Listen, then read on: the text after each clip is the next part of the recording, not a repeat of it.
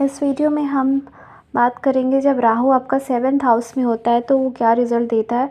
आप इस वीडियो को नवांशा के लिए भी देख सकते हैं। ओके, तो चलिए स्टार्ट करते हैं। अगर आपको पर्सनल रीडिंग लेनी है तो डिस्क्रिप्शन बॉक्स या कमेंट सेक्शन चेक कर सकते हैं। व्हाट्सएप चैनल भी आप ज्वाइन कर सकते हैं और इंस्टाग्राम पे भी फॉलो कर सकते हैं। तो स्टार्ट करते हैं। तो राहु जब आपका 7th हाउस में होता है तो वो क्या रिज़ल्ट देता है। 7th हाउस आपको क्या दिखाता है। 7th हाउस आपको आपकी मैरिज के बारे में दिखाता है कि आपकी मैरिज किससे होगी, कैसी रहेगी, या फिर जो आपकी लाइफ में दूसरे लोग आते हैं, सारे अदर पीपल, सब कोई, उनके साथ आपकी बॉन्डिंग कैसी रहेगी, या जनरली आपका माइंडसेट दूसरों के बारे में कैसा रहेगा। और राहु नहीं, 7th हाउस ये भी दिखाता है बिज़नेस के बारे में, अगर आपको बिज़नेस करना हो तो उसके बारे में भी दिखाता है। तो ये कुछ चीज़ें हैं। फॉरेन ट्रैवल में भी ये 7th हाउस इम्पोर्टेंट होता है। भावत भावम के अकॉर्डिंग 4th हाउस से 4th है ये। तो ये आपको आपके फ्यूचर घर के बारे में भी बताता है। ठीक है, तो ये 7th हाउस दिखाता है। राहु क्या है, राहु आपके पिछले जन्म के अधूरी इच्छाओं को दिखाता है। राहु आपको दिखाता है जो चीज़ें आप इस लाइफ में पाना चाहते हैं, और राहु कन्फ्यूज़न को दिखाता है और परेशान रहने को, ओवर थिंकिंग को।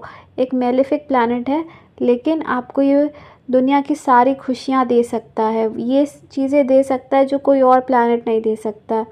तो एक मायावी प्लैनेट है जो कि आपको भौतिक सुख सुविधा सब कुछ दे सकता है जो आपको चाहिए, अनएक्सपेक्टेड, लेकिन परेशानी भी देता है, पिछले जन्म की इच्छाओं को भी दिखाता है। तो ये सारी चीज़ें राहु दिखाता है। अब राहु जब 7th हाउस में बैठता है तो क्या रिज़ल्ट देता है। तो सबसे पहले तो दो चीज़ यहाँ पर हो सकती है। या तो आप एक पर्सन के लिए इतना ऑब्सेस्ड हो जाओगे कि आप उसको छोड़ ही नहीं पाओगे, आपको दिखेगा ही नहीं कि आपके लिए वो सही है नहीं है, बस आपके आंखों पे पट्टी बन जाएगी। ठीक है, राहु 7th हाउस का मतलब है प्यार में अंधे हो जाना, कि उस इंसान को कुछ नहीं दिखता है, बस उस इंसान को जिससे वो प्यार करता है वही दिखता है। ठीक है, तो राहु 7th हाउस मतलब प्यार में अंधे हो जाना, जिसको सही गलत कुछ नहीं दिखता है। ओके, या ये दिखाएगा कि आप बहुत ज़्यादा कंफ्यूज्ड रहते हो कि हमारे लिए कौन पार्टनर अच्छा है, कौन अच्छा नहीं है, हमें किसको चूज़ करना चाहिए। तो ये प्रॉब्लम करता है। और राहु यहाँ पर आपको मल्टीपल पार्टनर्स आपकी लाइफ में आएंगे, लेकिन आपको हमेशा ऐसा महसूस होगा ना कि जो सेटिस्फैक्शन आपको चाहिए उनसे वो नहीं मिल पा रही है, क्योंकि राहु 7th में आपकी इच्छाओं को बहुत ज़्यादा बढ़ा देगा 7th हाउस से रिलेटेड, कि मेरे पार्टनर मेरे पे ध्यान दे, मेरे साथ रहे, मेरे लिए ये करे। तो आपकी जो डिज़ायर है अपने पार्टनर से वो बहुत ज़्यादा रहेगी यहाँ पे, और अगर वो डिज़ायर्स फुलफ़िल नहीं होती हैं तो आपको बहुत बुरा लगेगा, बहुत ख़राब लगेगा। तो यहाँ पर राहु के पास पेट नहीं है, तो वो पचा नहीं पाता है, वो उसकी भूख कभी मिटती नहीं है, उसे और चाहिए और चाहिए, राइट। तो उसकी भूख कभी नहीं मिटती है, तो इसीलिए राहु सेटिस्फाई कभी होता ही नहीं है। तो यहाँ पर ऐसी एनर्जी आएगी कि 7th हाउस से रिलेटेड चीज़ों के से आप सेटिस्फाई नहीं होगे। इसीलिए ये सलाह दी जाती है कि आप प्यार में अंधे होकर पार्टनर को चूज़ ना करें, क्योंकि आप चूज़ कर लेंगे लेकिन बाद में आपको जब आपकी आंखें खुलेगी तब आपको समझ में आएगा कि वो नहीं आपके लिए सही है, या आपको अगर उनसे बेहतर मिल जाएगा तो आपको रिग्रेट होगा। तो सोच समझ कर शादी करें, सोच समझ कर रिलेशनशिप बनाएं।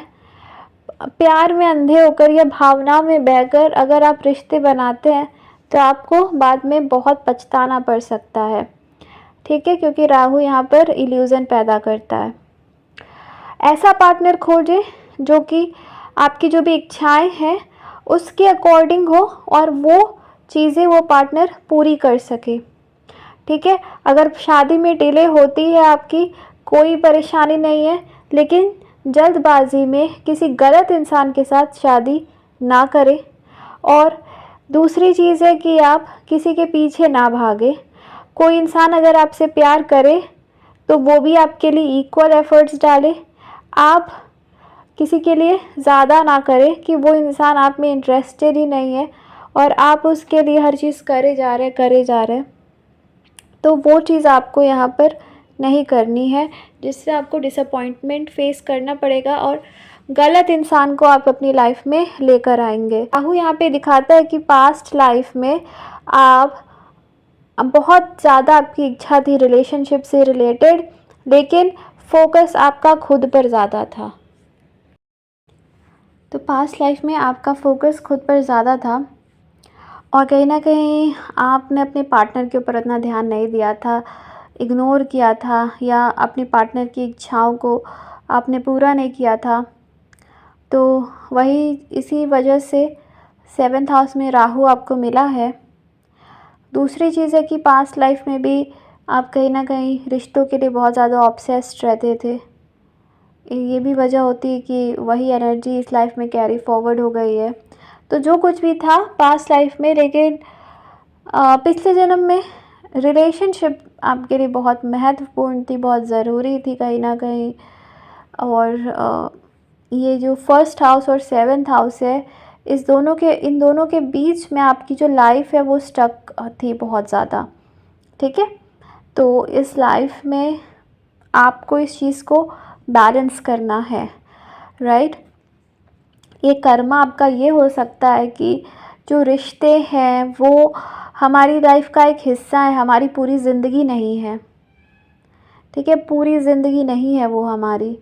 सेल्फ डिपेंडेंट होना सीखना है, खुद से प्यार करना सीखना है इस लाइफ में। सेल्फ डिपेंडेंट होना सीखना है, ना कि सिर्फ दूसरों पे फोकस करना।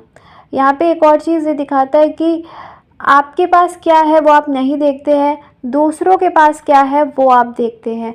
सोशल इमेज बहुत ज़रूरी हो जाती है और अपनी सोशल इमेज को अच्छा करने के लिए आप झूठ भी बोल सकते हो।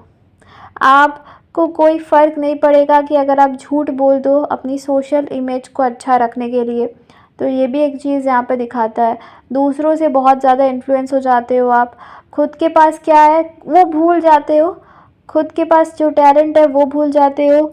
आप ये देखते हो कि दूसरों के पास क्या है और ख़ुद को उनसे कंपेयर करते हो, जिसकी वजह से आप खुद को बहुत कम मानते हो दूसरों से और उनको आपसे ज़्यादा मानते हो, जिसकी वजह से आपकी लाइफ में प्रॉब्लम होती है।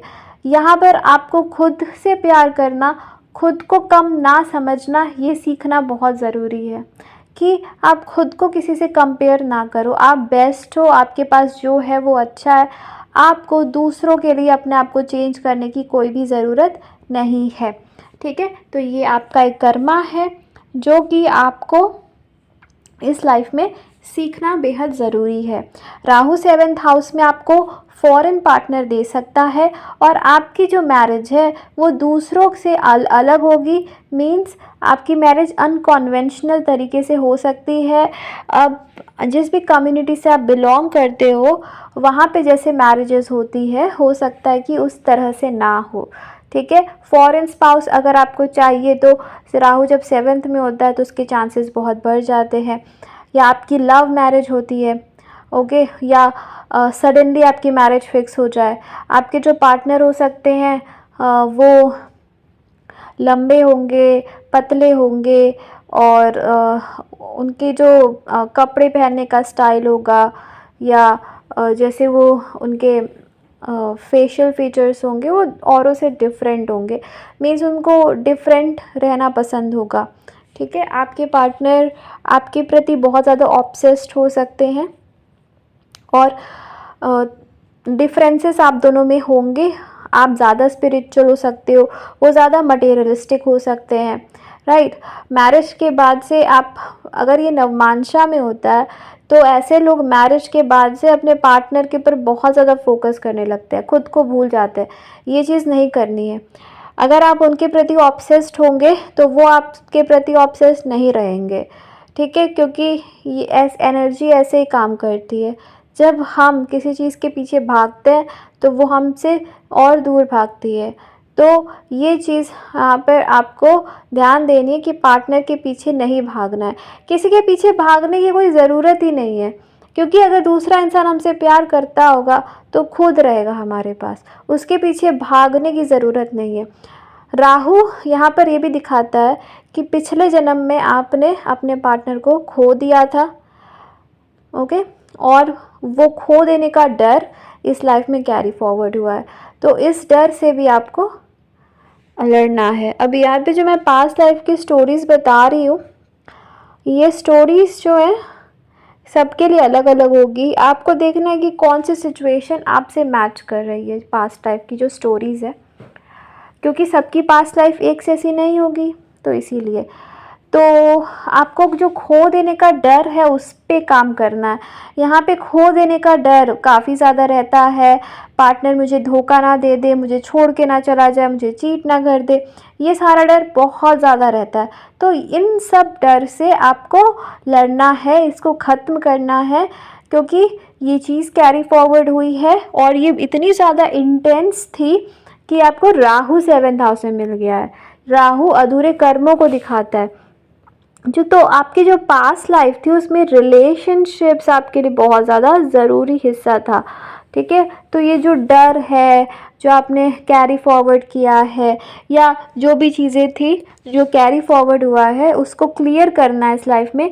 सेल्फ लव करना है, लेट गो करना सीखना है, रिलेशनशिप के लिए ऑब्सेस्ड नहीं होना है, आपको राइट पार्टनर चूज़ करना है। मैरिज के लिए बहुत ज़्यादा आपको ऑब्सेस नहीं होना है कि आप गलत पर्सन से मैरिज कर ले, सोच समझ के मैरिज करना है, नहीं तो फिर आपको बहुत प्रॉब्लम होगी, ठीक है। और ज़्यादा मैरिज रिलेशनशिप के ऊपर फोकस नहीं करना है, खुद के ऊपर फोकस करना है। और अगर आप किसी के साथ श्योर नहीं है या आपको नहीं लगता है कि आप उनके साथ रिश्ता निभा पाएंगे, तो उस रिश्ते में एंटर नहीं करना है, नहीं तो आप खुश नहीं रह पाओगे, क्योंकि यहाँ पे राहु है, ठीक है। अगर कोई और प्लैनेट होता या प्लैनेट नहीं होता बात अलग होती, लेकिन विथ राहु, राहु को सेटिस्फैक्शन चाहिए, जब तक उसे वो नहीं मिलेगा ना वो नहीं रह पाएगा। और ये अनकन्वेंशनल प्लैनेट है या ये छाया ग्रह है, इसको हम बांध के नहीं रख सकते। तो रिलेशनशिप में आप बंद के नहीं रह सकते हैं। अगर आप नहीं खुश रहेंगे उस रिलेशनशिप में तो आप नहीं रह पाएंगे, राइट। तो ये चीज़ है राहु की यहाँ पर, तो इसीलिए सोच समझ के मैरिज करते हैं तो यहाँ अच्छा रहता है। बाकी डिस्पोजिटर को देख लें कहाँ प्लेस्ड है, कहाँ कैसी राशि में है, वो चीज़ें बहुत मैटर करेगी कि आपकी मैरिड लाइफ कैसी रहेगी। राहु यहाँ पर आपको बहुत अच्छी मैरिड लाइफ दे सकता है। जैसा कि मैंने कहा, राहु ऐसी चीज़ें देता है जो हमने कभी अपनी लाइफ में एक्सपेक्ट नहीं की रहती है, तो राहु आपको यहाँ पे देगा ऐसी चीज़ें, ठीक है। तो आपको बस पेशेंस रखना है, सेल्फ लव करना है, आपको बेस्ट चीज़ मिलेगी। राहु यहाँ पे अच्छी प्लेसमेंट भी है, क्योंकि जैसा मैंने कहा था कि आपको वो कहानियों वाला प्यार चाहिए या आपको फिल्मों वाला प्यार चाहिए, तो वो राहु यहाँ पे दे सकता है, ठीक है। तो आपको परेशान होने की ज़रूरत नहीं है, जो आप चाहते हैं आपको डेफिनेटली मिलेगा। बस सेल्फ लव जितना करेंगे, जितना रिलेशनशिप के लिए परेशान होना छोड़ देंगे, उतना आपको अच्छा लगेगा। यहाँ पे एक लाइन याद रखनी है, जो आपका है उसको आपसे कोई छीन नहीं सकता, और जो आपका है उसको पाने के लिए जितना भी एफ़र्ट डाल लो कुछ नहीं होगा, ठीक है। तो ये लाइन याद रखिए, खुश रहिए और सब कुछ अच्छा होगा आपके साथ, टेंशन लेने की कोई ज़रूरत नहीं है। बाय।